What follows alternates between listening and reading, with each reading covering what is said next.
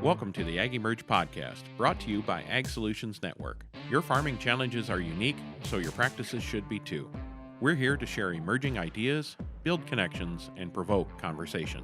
Get ready to improve your soil, your crops, your livestock, and your family's livelihood. I'm your producer, Kim Chase. And I'm your host, Monte. Thanks for joining us.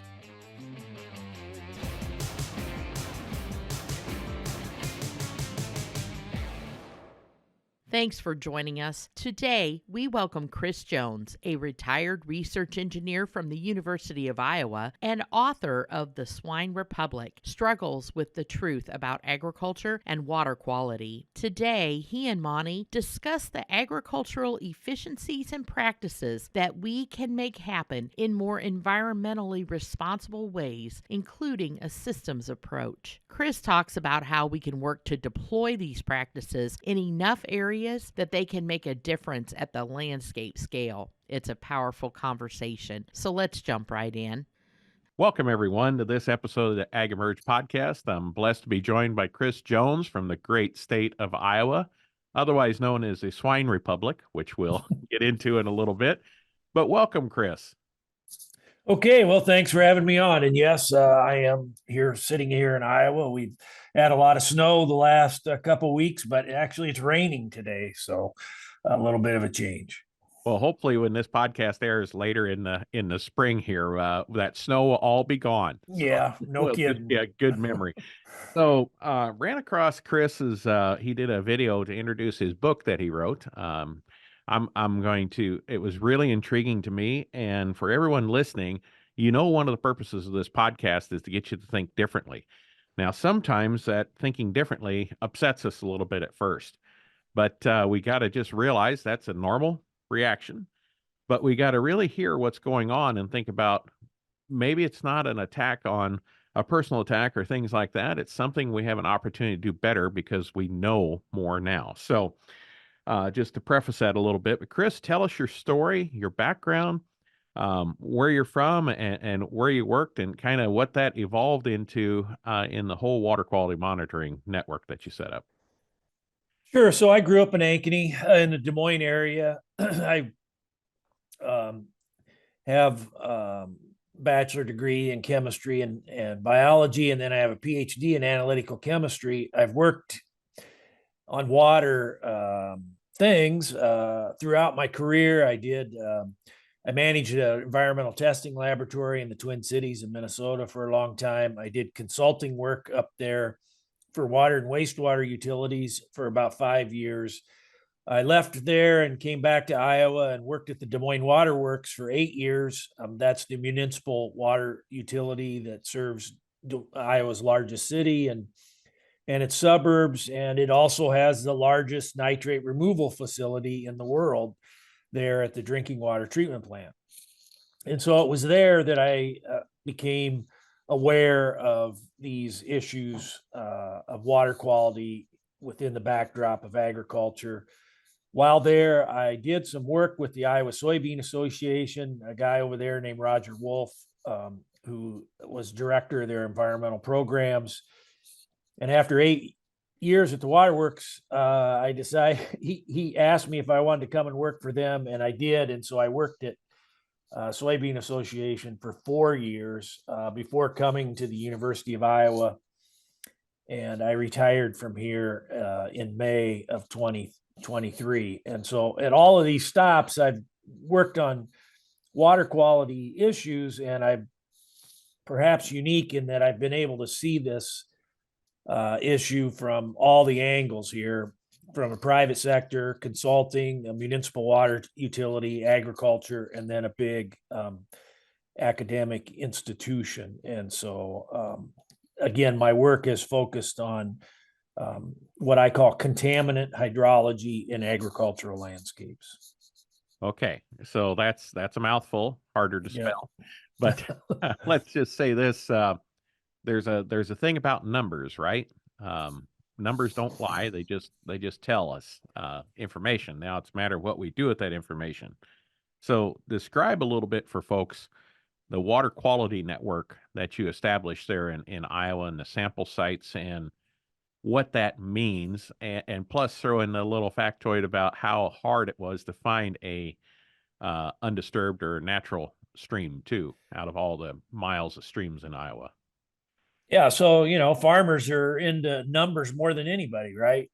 They know numbers and they want numbers to back up their decision making, and so that's the way we approach water quality in our streams. And we had a network of about 70 sensors deployed in streams across Iowa that were measuring nitrate continuously in our streams. There were some in the industry and in the legislature that didn't like that. And so the legislature did defund the system in the last session. And so going forward, the sensor network is in some peril unless the university can find funding for it. And so after the last legislative session, that's when I decided to retire. I didn't want to deal with this.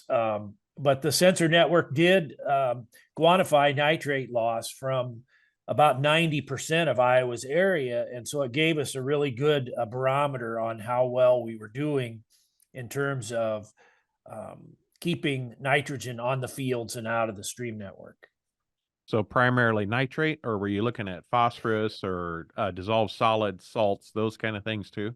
So we did do some other things as well. Turbidity was the big one, and we used turbidity. That's the cloudiness of the water. Turbidity is a good proxy for both sediment transport in streams and phosphorus. And so turbidity was the other main parameter, but we also looked at dissolved oxygen, pH, specific conductance, and some other things to assess the condition of these streams. So at these 70 sites, kind of lay it out for us. How would that be done? Was there were you monitoring tile outlets? Were you monitoring the stream bed itself? I mean, did you have like downstream from versus upstream comparisons at the same site? What did that look like? So good question. Most of the sensors were in the stream itself. And so they slide down through a PVC pipe into the moving river water, and then the data is accumulated by a data logger that's on the stream bank. The whole thing's run by a solar panel and a deep cycle battery, and then there's a modem in the system up on the stream bank, and the modem sent the data back to the university in 15-minute packets. And so we had a continuous collection of data and quite an enormous amount of data coming in. Now, we did have some setups that were upstream, downstream, as you describe. And so we had a constructed wetland in Northeast Iowa that received tile discharge. And so we had upstream and downstream monitoring of the wetland to see how well the wetland performed in sequestering nitrogen. We also had a few groundwater applications where we were measuring water coming out of a spring. We did have sensors in tiles from time to time. Some of your listeners might have heard of these saturated buffers that are used to capture tile discharge and reduce nitrate. And so we had sensors deployed on these saturated buffers, but mostly they were in streams. Okay, before we get back to the streams, I got to ask, saturated buffers, the wetland project, any of that work? So all these practices work. We know that these things work. We've known for a long time when we sequester water and nitrogen on the landscape that nature, it's hungry for nutrients. There's stuff in nature that will gobble the nitrogen up and convert it to other forms, mainly nitrogen gas, which then, off gases to the atmosphere. And so we know these practices work for sure. The question about whether they work or not is not really the issue here. It's how we get these things deployed in enough areas where they can make a difference at the landscape scale. Yes, yes. So And that's something to dive into here. Now, one other question about your stream monitors. Did they also monitor flow or like depth of water so you could compare flow rates to nitrate levels? And what were some of those trends? So another good question. And yes, we oftentimes did try to co-locate the water quality sensor with a USGS, a discharge sensor. And so the United States Geological Survey has discharge gauges across the United States, including Iowa. I can't recall how many they have in Iowa, but I think it's around 30.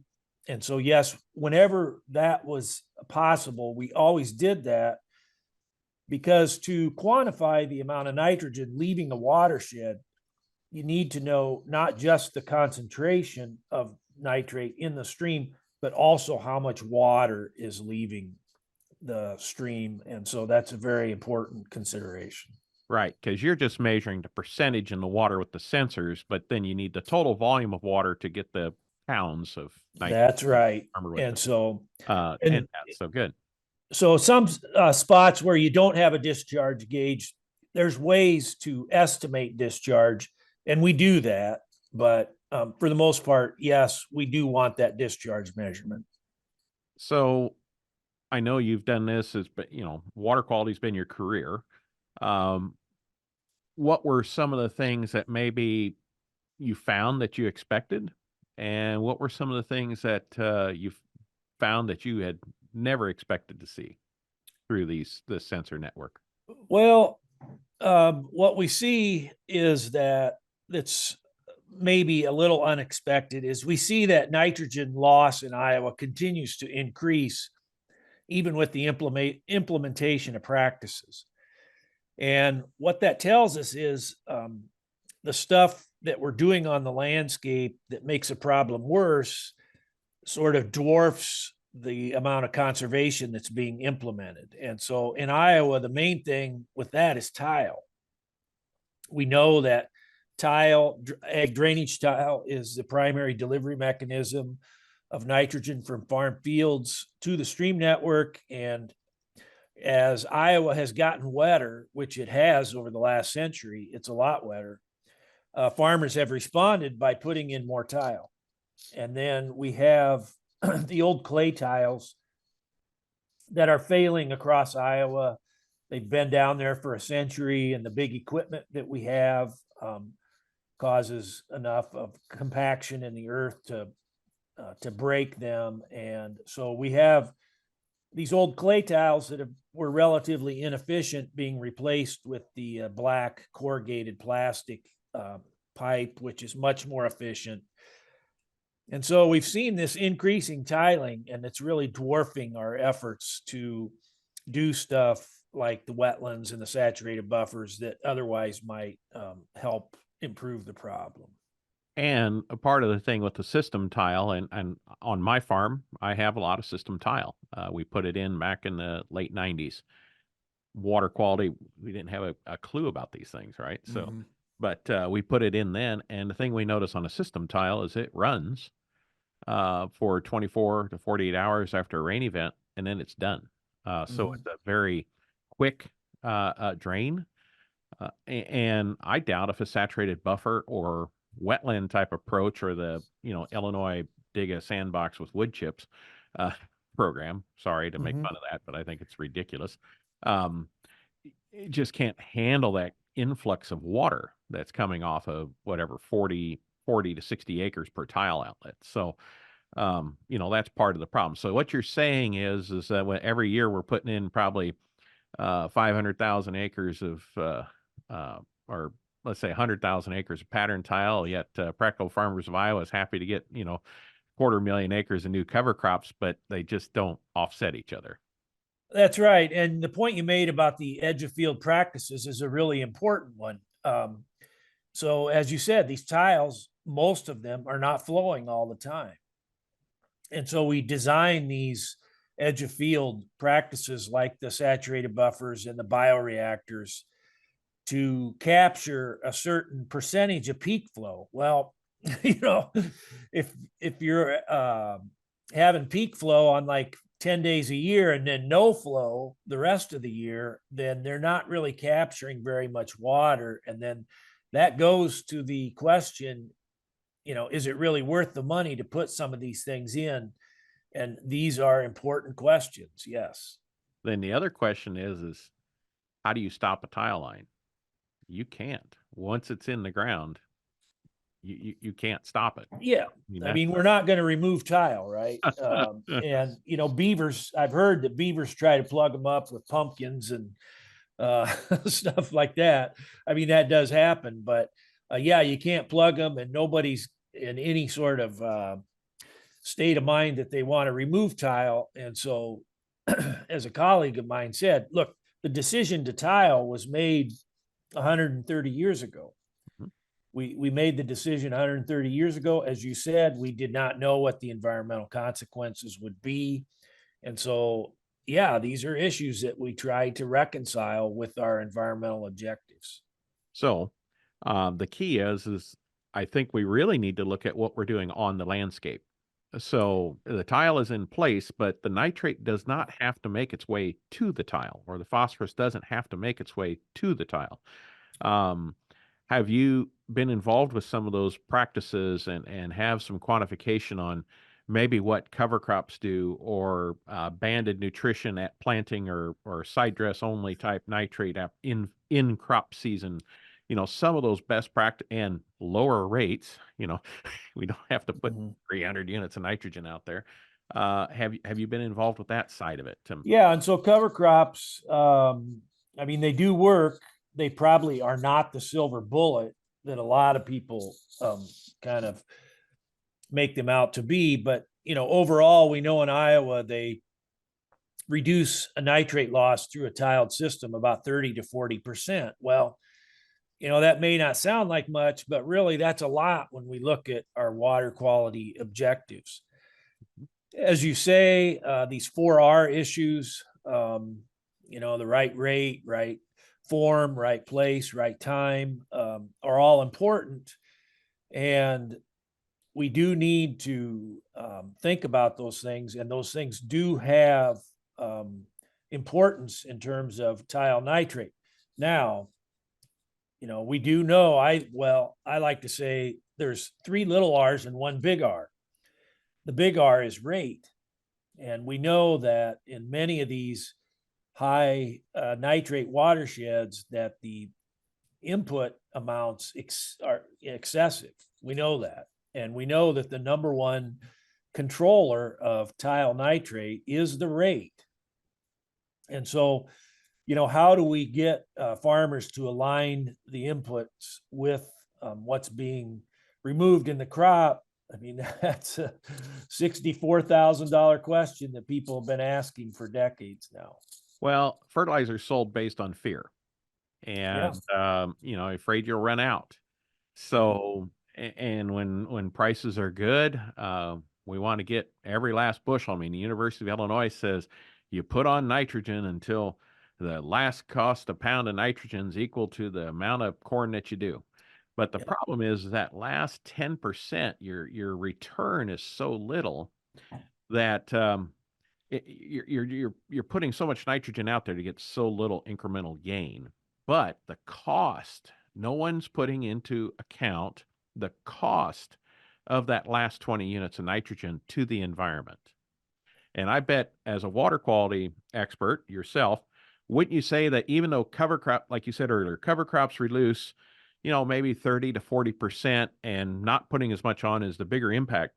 But just that 30 to 40%, that big gain, that makes a huge difference in the downstream, right? So let's say you're supposed to have a 2,000 calorie a day diet. Well, if all of a sudden you have 2,600 calories, you're going to gain weight. But 2,000 you maintain. Is there kind of a similar thing to that? The system naturally had some baseline load of nitrate.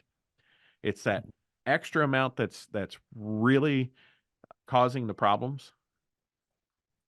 So there's always going to be, the mere fact that we grow corn and soybeans on tiled systems on land that are on soil that has a high organic content that system is going to lose nitrogen, some No amount matter of nitrogen, no matter what. We know compared to that a prairie, absolutely. compared to a prairie, Yep. we're going to lose some. Now, are we going to go back to tall grass prairie across the Corn Belt? I mean, nobody thinks it. No sane person thinks we're going to do that. And so, how do we reconcile this idea that we're going to lose some with our environmental objectives? And yes, I mean, the rate is very important, and especially, are we accumulating nitrogen on the landscape? And so there's some research that shows we have a lot of legacy nitrogen on the landscape that's going to have to bleed off over many years until we can get the stream nitrate levels that we want. Well, if we're going to make progress on this legacy nitrate, we have to start first aligning the inputs with what's being removed in the crop. As you said, farmers, many of them, not all of them, but many of them are inclined to put on that little extra, right, as insurance. I mean, we know that's true. How do we address that? And I would say, that consequence is a result of how we subsidize commodity production in this country. And so, yields affect, what farmers get from the government, right? There's no doubt. And so, how do we sort of separate the yield from the subsidy that farmers are getting? And I think if we're going to reduce inputs in a real meaningful way, we're going to have to do that. I say all the time, the problems aren't because farmers are evil. The problems are because farmers are human beings, and they're making decisions that many of the rest of us would make given the same set of circumstances. Well, how do we change that? Well, we have to change the circumstances. And so we have to look at how our farm programs sort of incentivize that sort of decision making. It's a great point, because the current model is revenue based. Yeah. That's what we're based on, is revenue. So we will grow revenue to as high as possible, because that's what we're encouraged to do. Yep. It needs to be profit based. So then we're being the best stewards and balancing everything we need for that profit. Plus, there needs to be incentives for practices that don't save our soil. So that goes against that profit base, whether it be tillage, over application of nutrients, those kind of things. All right, so we're not going to solve the farm bill here in the next half hour, so we're going to take a pass on that. But we all recognize that's a driver and that's a problem. Want to shift gears here a little bit. Going to have to double clutch on this one, otherwise we're going to grind gears. But one of the things the whole world is excited about carbon, and we have spent billions upon billions of dollars of research to quantify carbon capture and storage in the soil. And we realize that we just can't figure it out.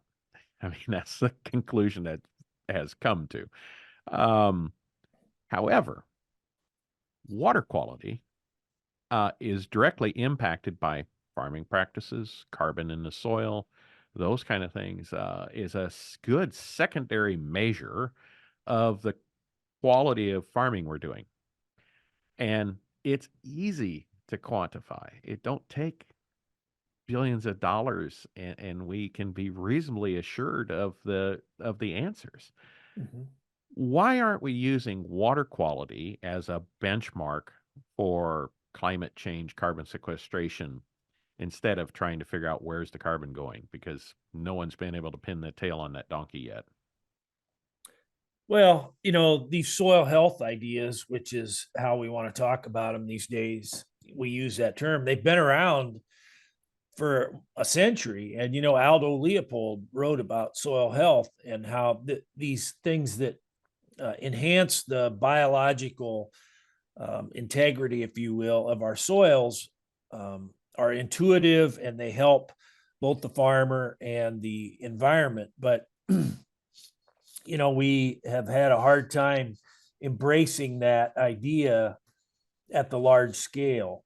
And so this does have consequences for water quality, as you say. And so in a soil that's got a lot of soil organic matter, yes, that soil is better in terms of nutrient processing and nutrient loss and other outcomes that we want. And so why don't we talk about that more often? I think, we see the Biden administration wanting to create revenue programs for farmers that build soil organic matter. And so that carbon gets sequestered in their soil and doesn't get out to the atmosphere.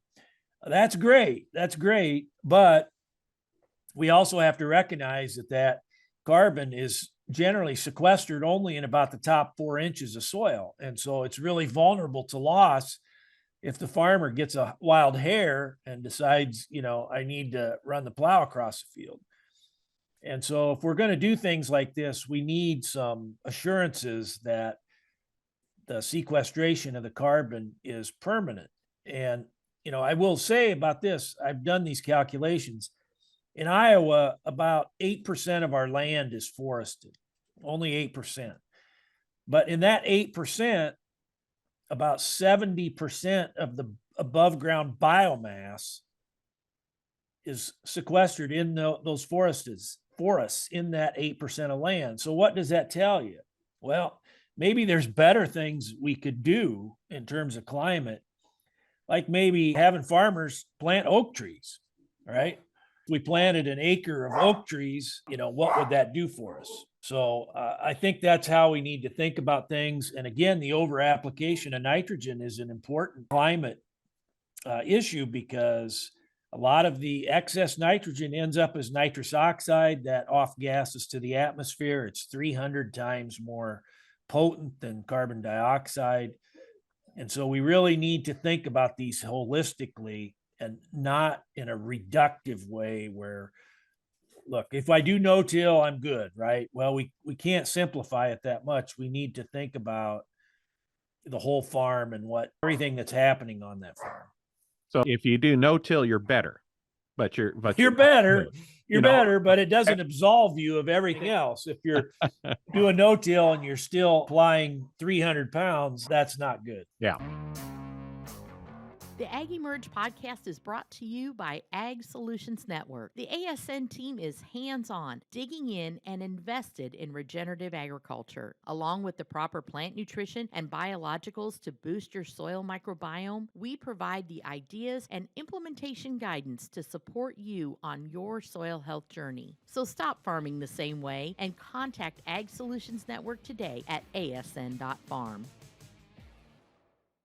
So that's one of the things, is the nitrous oxide it gives off, but also the amount of energy it took just to create that in the first place, the greenhouse gas emissions involved in creating the nitrogen, even if it didn't leave the field as nitrous oxide. So yeah, I did some energy projects when I worked at Iowa Soybean looking at this. And in terms of corn production, the number one item, the number one energy item is fertilizer. That when you look at the energy required to grow a crop of corn, by far and away, the biggest contributor is the fertilizer. So one of the things I like to say, see, it doesn't make sense to be a moron. In other words, putting more on is not good for your pocketbook. It is not good for, carbon equivalent greenhouse gas emissions. It isn't good for water quality. So just stop being a moron, right? So yeah, I say that in a fun way, and then everybody kind of gets it, right? So it sticks in their head. So did these results and the historic lawsuit that came out of the Raccoon River watershed, a lot of those things, and in this monitoring network. So if it's not a politically correct thing, or politicians don't like it, you don't adapt or do something as a result of the information. You essentially fire the scientist, right? That's the way the world works today. Well,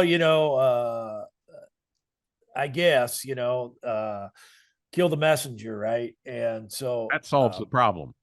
yeah, and just along those lines, I have no hard feelings about what happened with my own personal situation where my program was defunded and some people in the legislature were complaining about me.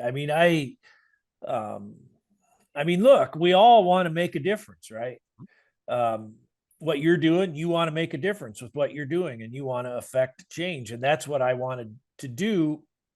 And so that's how I approach my job. And I think so many people in the public sector, I was at a public university, um, are so concerned about their place, right? We call it their place. Um, and society many times has some contempt for people on the public side because they're more concerned about their place and their job. And so I just did not want to go about my job in that way. And so I did it the way I thought the people of the state of Iowa wanted me to do it until they didn't want me to do it anymore. And luckily that thing happened when I was getting close to retirement. And so I was able to do things the way I wanted to do them. Right. So, yeah, it's interesting. What would it take to continue doing that project if there was outside funding involved? Well, to operate the sensor network, as it was, takes about $500,000 a year, which in the context of a big university is not much money. And so I think they're looking for some private sector funding to try to keep the thing going. And, I think it will continue to exist in some form, but, I really don't know. I'm retired. And so anyway.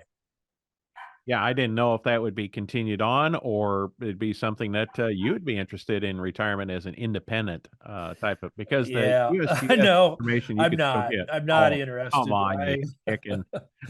I Ruffled enough feathers. yeah. And so I understand. I understand. I want some peace and quiet, and I still have less peace and quiet than what I want. So There you go. So let's go into you have a blog that was hosted there at the University of Iowa and eventually grew into a book called The Swine Republic. Talk to us a little bit about that process and how all that came to be. Well, yes, I did write a blog, and I wrote when I started at the university. They asked me if I wanted a website that all research staff could have one. I said sure, and they set up the website for me. And I had done a lot of writing in my previous jobs, and so I just decided to have a page on my website where I would write essays about our work that we were doing and write them such that they were targeted toward general audiences.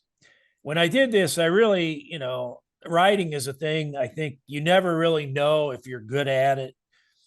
If you think you're good at it, then you probably have let your mind take off into a place that you shouldn't. But I wrote things, and for a number of years, nobody read them. And then I wrote one that I called "This Is What Happened," and it was basically a history of Iowa agriculture and water quality. And when I got done writing it, I thought, this is pretty good. I sent it to a number of people in my address book, and after that, I did get a fairly wide readership on the blog. And a few years ago, someone from the University of Iowa Press came to me and said, "Oh, would you like to do a book?" And I said, "Well, I guess." Never been a dream of mine to have a book. But I jumped through the hoops, did a book proposal, did a fair amount of work with the understanding that U of I Press was going to publish it. And I didn't hear back. And finally, I got an email that the director of the University of Iowa Press really trashed my book, trashed the writing, trashed the style, everything about it. So it was clear that they didn't want it. And then someone suggested I send it to another publisher, and it was published this past May.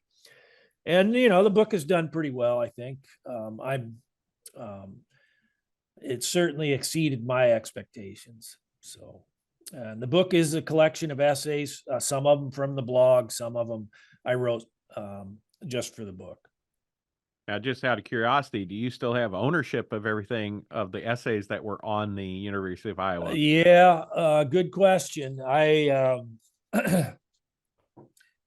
So I did determine that writing did belong to me before the book was published, and but my university website on the university domain, it's not active any longer. But I do still write for Substack. I have a Substack account where I write essays in a similar vein, and that's at riverraccoon.substack.com. And I'm basically writing the same sorts of things. It might be, a little bit more provocative now, but not, dramatically so.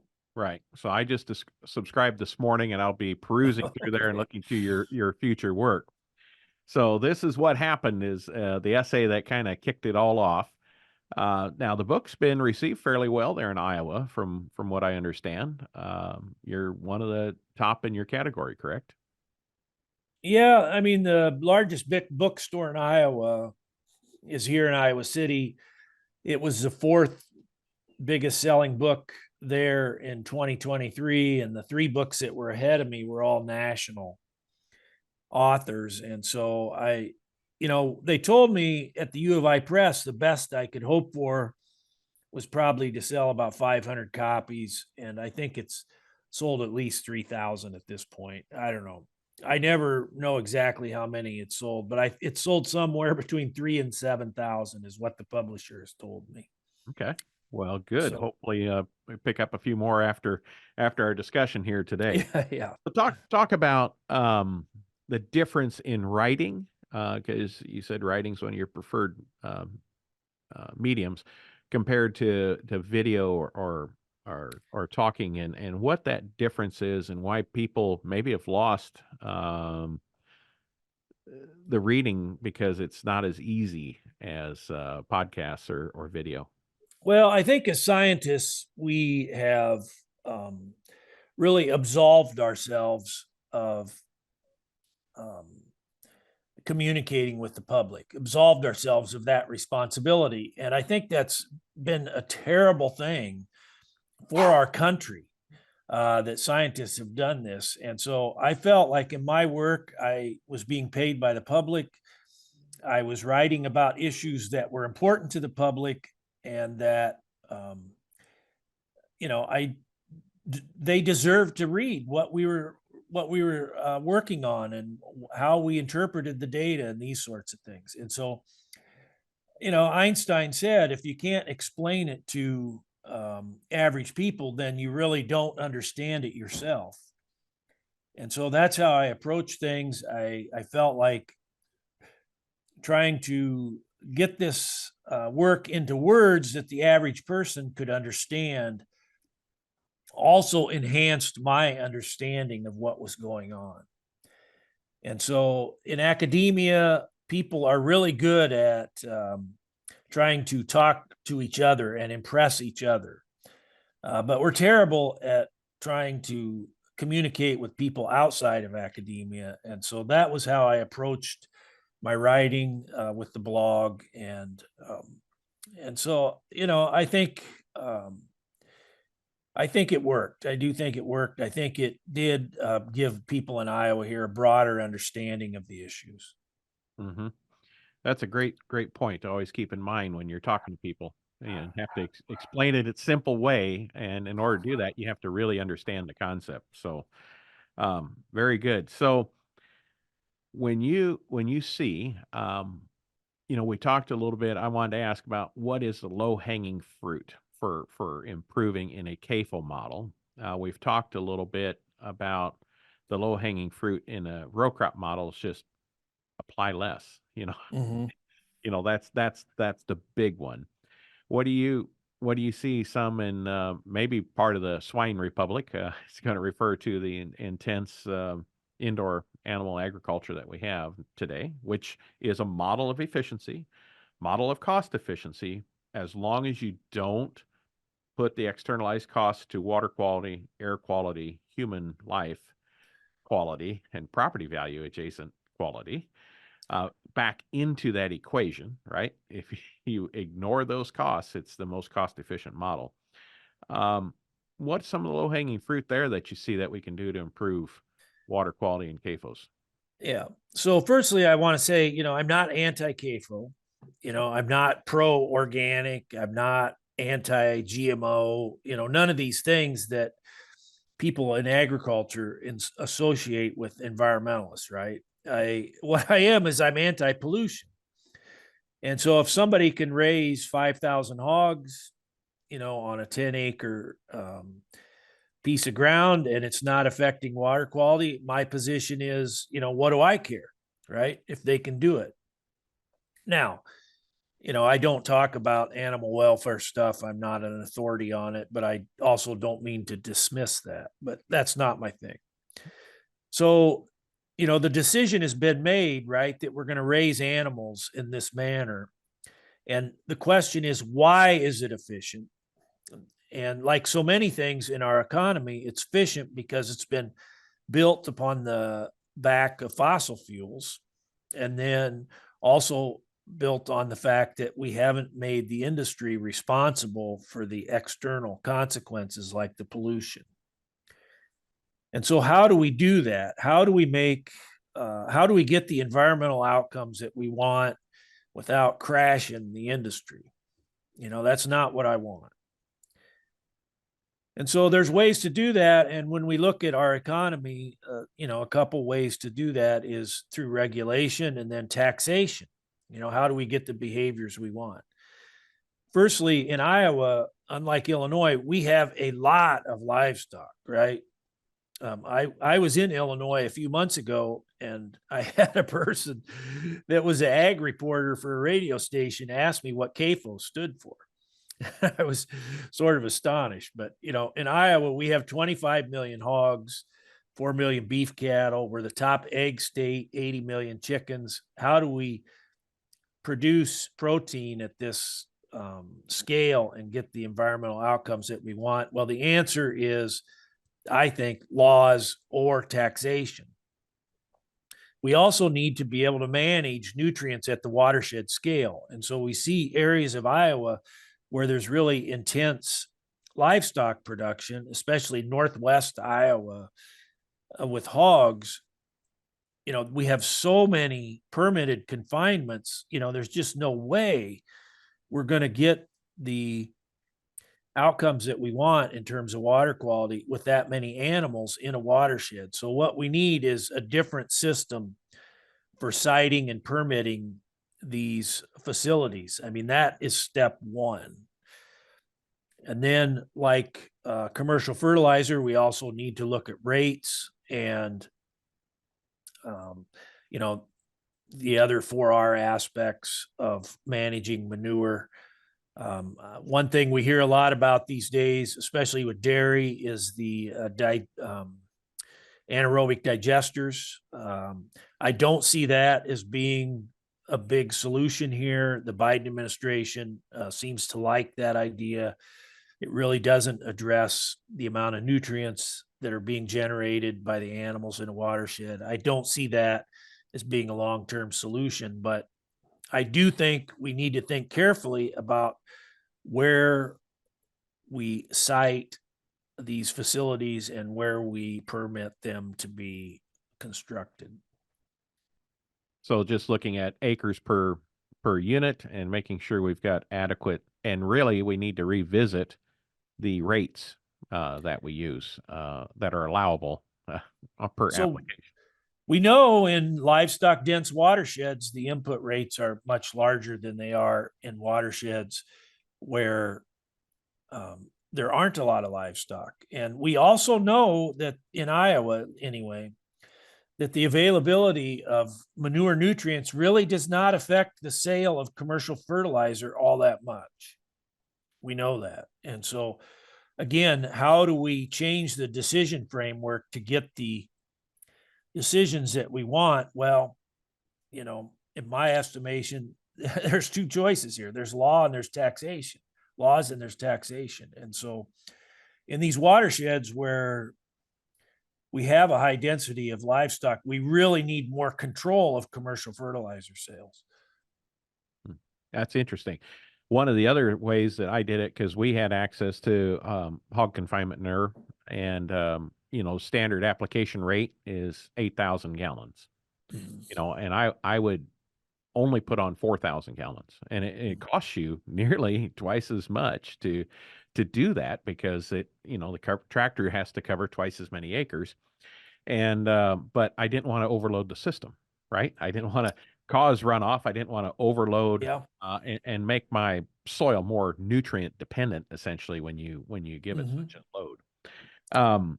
But that's another way that we can look at this, is maybe incentives to help offset some of those costs too. If kind of a balance of the two, maybe a CSP type of approach that, hey, I'm willing to move to a 4,000 gallon application over 5 years, and will you help me offset the cost of that? Because it will require drag line and those kind of, and higher application type equipment costs. Yeah, good idea. And look, let's face facts here. If we're going to raise livestock, it makes sense to raise it where the crops are raised, right? Because that's one of these efficiencies you talk about, and you don't need to import and export grain for the feed and all that. And so if we're going to have these animals, then it makes sense to put them where the crops are. And yes, I mean, how can we make the handling of the manure, how can we make that happen in a more environmentally responsible way? And so, I give a lot of presentations. I'm giving one this afternoon, and I say to people, I'm not against public participation in these sorts of things like you described in a financial way.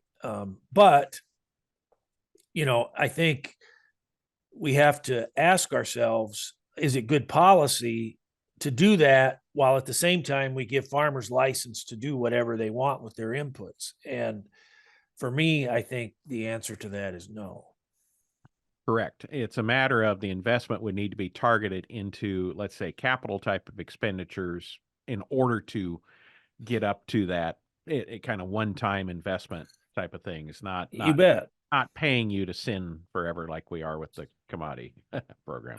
That's a good way to put it. Well, I know you've got to get ready for your next presentation and bring your message to other people. One of my favorite quotes is, "What did me in was not what I did not know. It was the things I knew which were not so." And I think a lot of times when farmers hear water quality, and Farm Bureau got really riled up about Waters of the U.S. rule, and really got everybody all excited, but not really knowing what the problem is. Is that quote apply here? Is that there is a problem, and we just don't recognize it? And so we definitely have a problem. We have 7,000 private wells in Iowa that have been contaminated with nitrate above the safe limit over the last 25 years. Is too low. Don't you know that's the problem? and so these wells are not in the city of Des Moines, right? They're out in rural areas. And you mean there's not 7,000 nitrate treatment stations, Adam? No. And so it's rural people that really suffer the burden the most from this pollution. And I think, Farm Bureau and others in our state have wanted to paint this as a city versus rural issue, right? And I think, look, this is an issue that affects rural people. It falls most heavily on them in terms of the human health consequences and the financial burden.